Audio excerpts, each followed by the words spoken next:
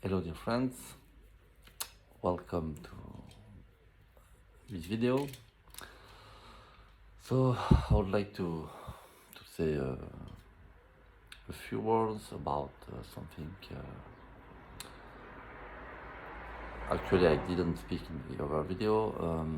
It's about the path of humility. So what does it mean? Humility is a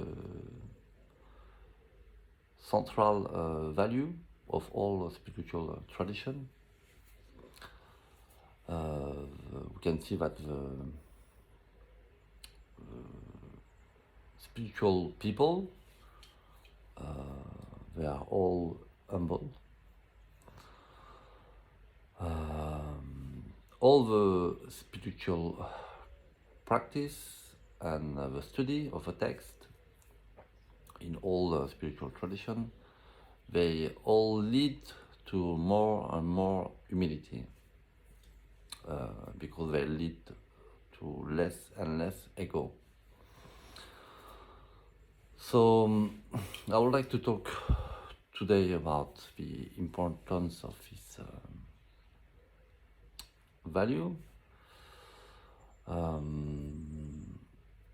We all read and know that humility is very important, but did we really, in our daily life, in our spiritual path, are we really aware of the importance of this value? I studied Buddhism for more than 20 years, so I read a lot of things.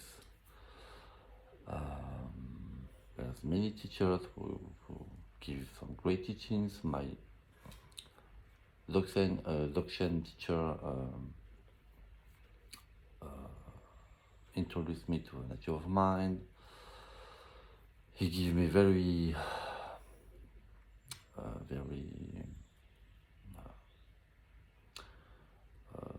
important and very good instruction to how to practice.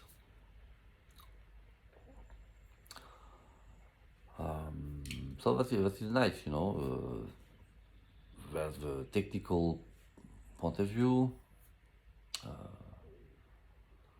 but it's not enough. It is not enough, and so I have a new teacher from the beginning of October.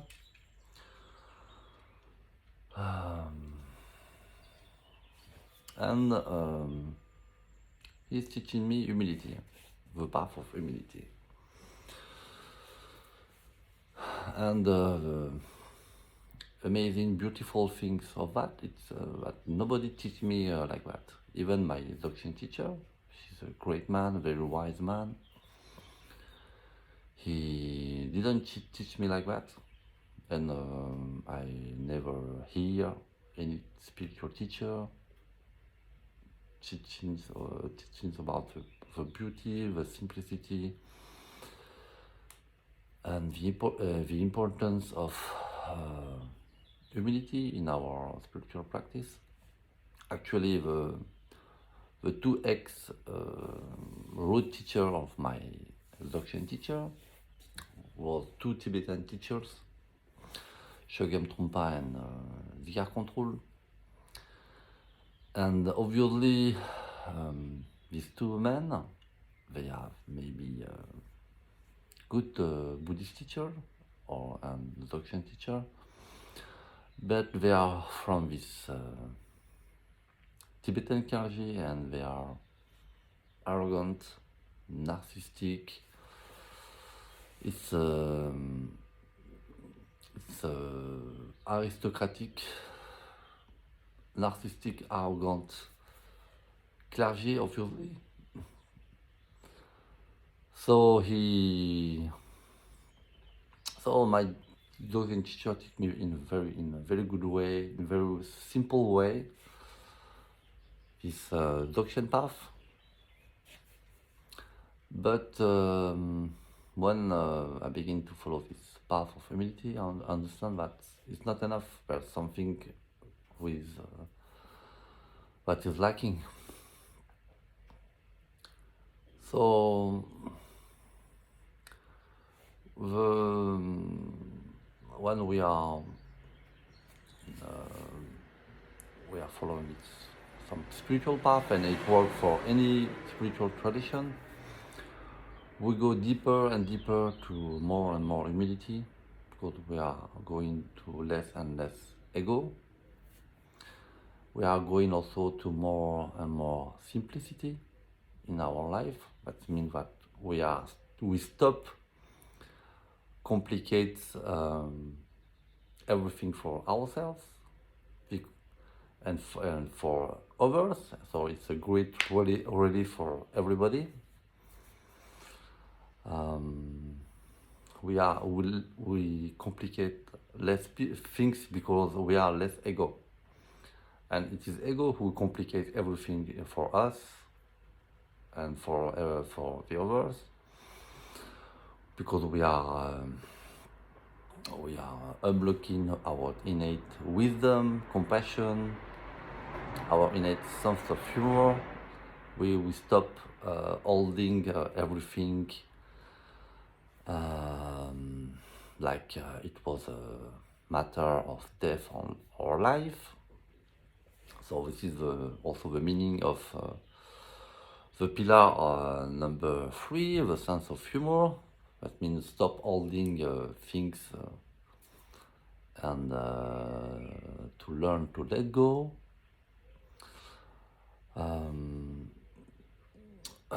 The pillar number 3 has also a very deep meaning. There's many. It's about how the message, the teachings are given. So I didn't succeed it to do it correctly, so I will do it later anyway. So why this value of humility is so important? Because we don't talk it so much, and we are not aware of its importance.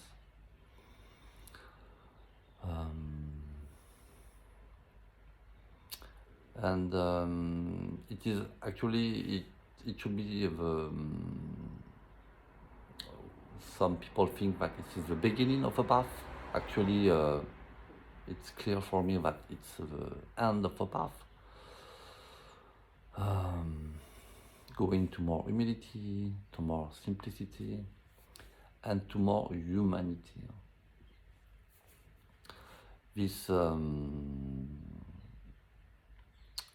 humility is a key instruction that unblock our innate compassion, wisdom, sense of humor, etc., etc. It leads to how we are meant to be. From a Buddhist point of view, we are meant to be awakened Buddha. That means that Buddha, we will not become like the Buddha Shakyamuni. We'll just become fully awakened being. From the monotheist point of view, will become back the great holy, fully holy being that God created. The story in the Bible is very interesting. It is beautiful. There's a lot of meaning. So God created the universe in 7 days. So he created Adam and Eva, and he said that he created human being, these two first human beings, from a special material, and we don't know what is it. Actually, it's quite a mysterious thing. And then he got called the angels, and she said, so I'm sorry, I say she, because it is the mother the primordial mother who created the universe. So I will say she. So she called all the angels, and she said to them, look, I have created this great human beings with special material. You have been created, she said to angels, you have been created from fire or from light. But they are not been created like you from fire or light. I created them from another material. So just a little think about that. So why choose another material to create human beings? My personal theory is that this material, magical material, primordial material, it's meant to create a body. It's at least possible that this material, human being have a human body, physical body, because the angels they have no physical body. They are just pure light or fire.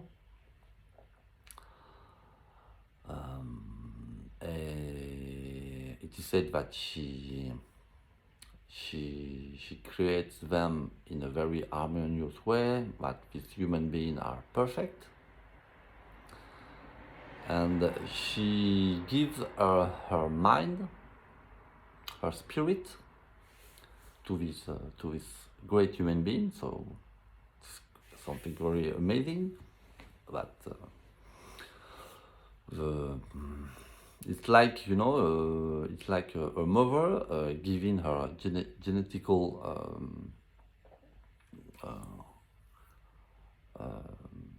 material to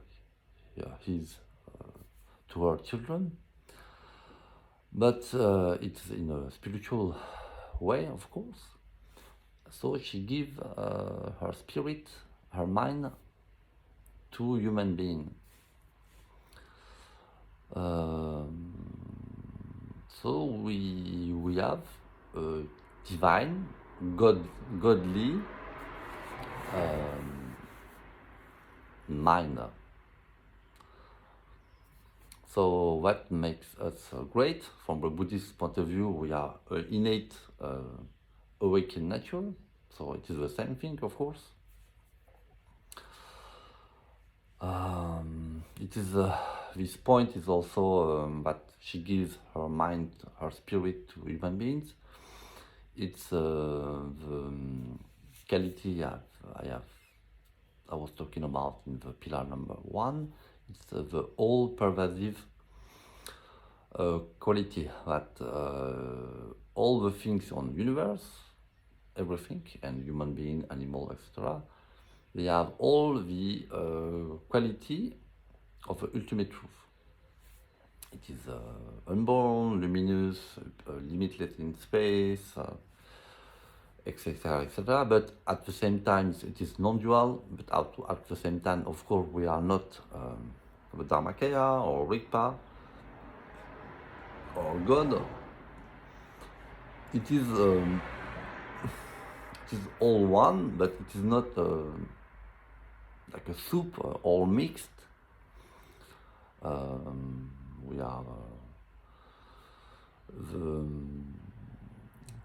the divine creates human, so we are holy people, no? So we should let the divine quality for the primordial godly think, and how the divine manifests in our life is how the holiness. We are holy people. We are not say we are divine people, because it's dangerous. It can lead to arrogance and some pride, proud spiritual pride. We can be proud of ourselves, of course, but it's more to deepen, in the spiritual point of view, it's more to deepen and to appreciate and to see, experiment all the great quality of human being. And when people don't see that, how great they are, they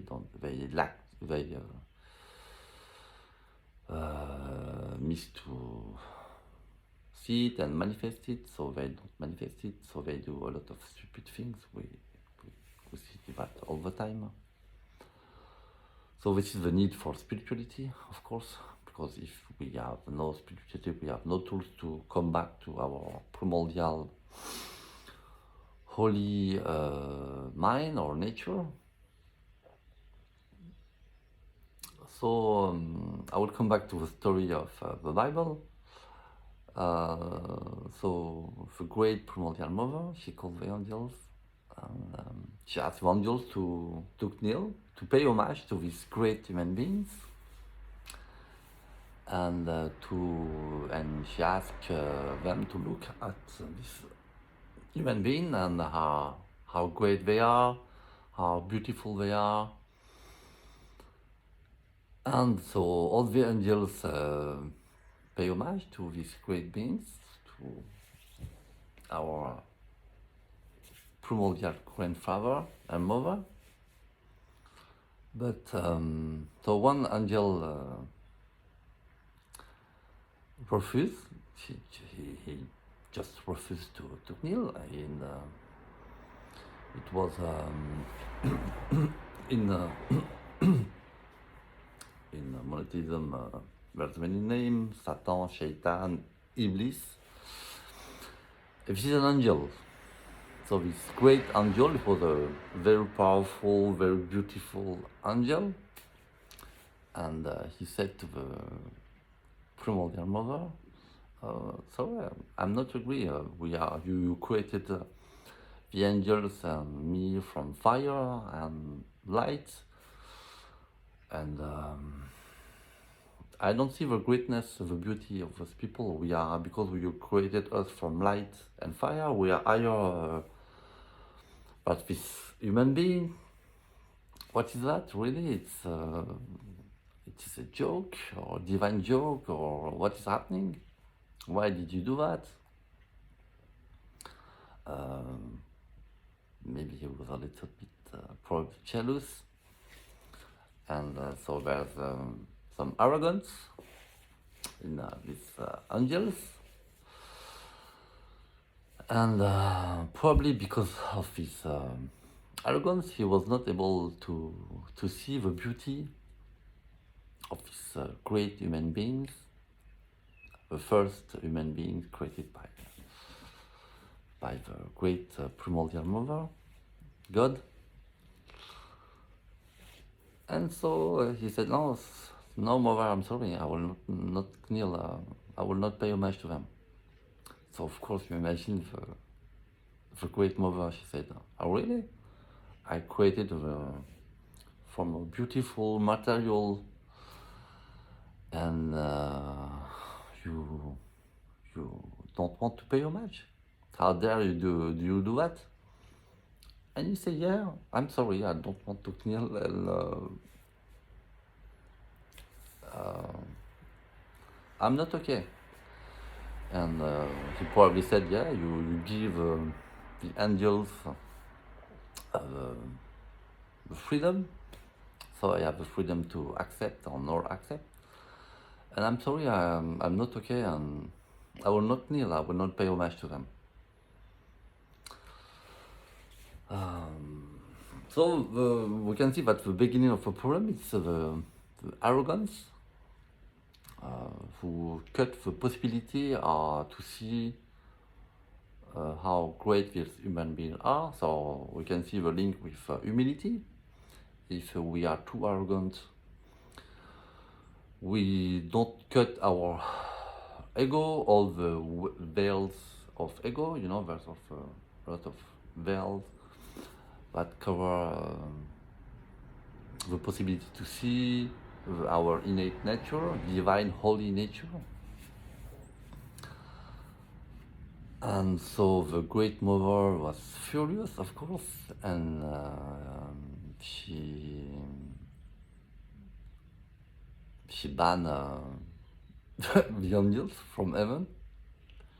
And she said to him, "Oh, really? You don't want to kill, to pay homage to them? Yeah, okay, you go out. I don't want to see you anymore in heaven, so go. You are banned." So I think this great, beautiful, powerful angel, he was surprised and he said, "Oh yeah, okay, no problem. Okay, I go." And it's funny because it's like a fight between a mother and a son, and we can see that in in human life, you know. And that is interesting also in the story, that Iblis has the possibility to say no. So there's freedom, and obviously the Great Mother gives also this freedom to human beings. So human beings can also rebel against the Great Mother. And this is all the beauty of spiritual path. We have the freedom and also the responsibility to blind ourselves, not to practice, to nothing, and so we'll never connect to our primordial awakened nature, or from a monastic point of view, we'll never connect back to the greatness of our primordial holy state.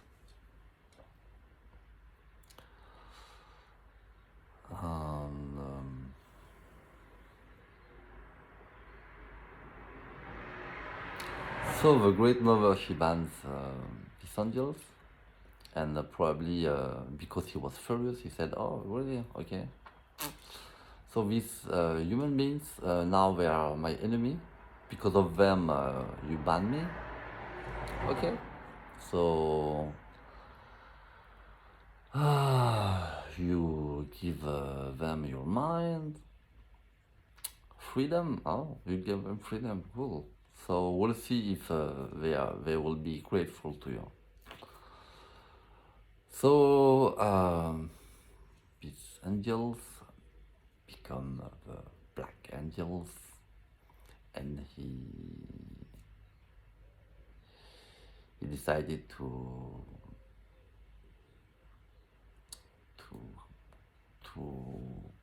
I would say to do whatever was possible for him to cut us from our Great Mother, and to be ungrateful, and to be stupid, and and arrogant, not compassionate, etc., etc.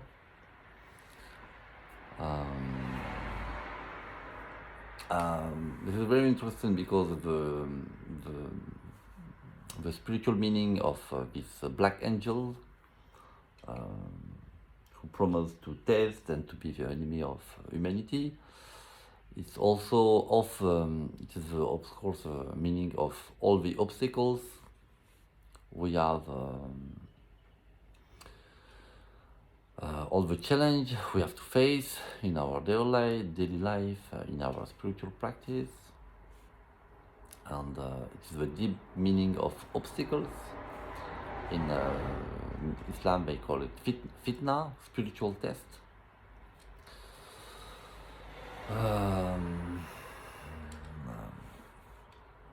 An obstacle or a fitna challenge, you it's I will use the word obstacles. It's interesting because an obstacle you can fail. You know, you have something on the ground, an obstacle. You know, physical obstacles for a big stone, for example, and you fail, you fall, you just fall.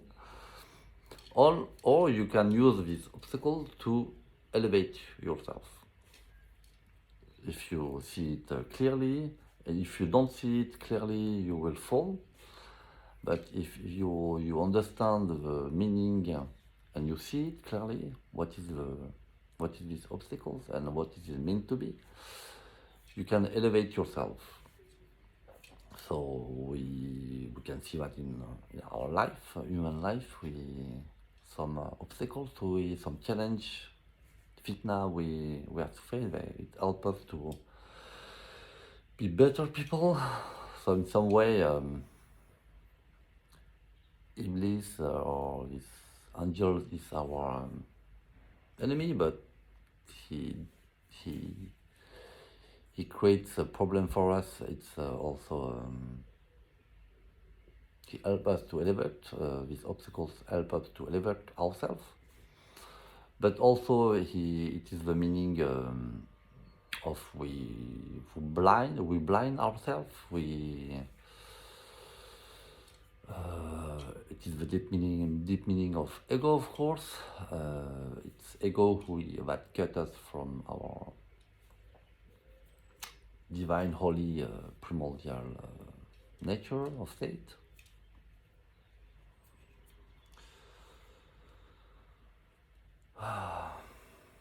So I think that's it. So yeah, I think that's enough. So thank you for your attention and see you for the next video. Bye.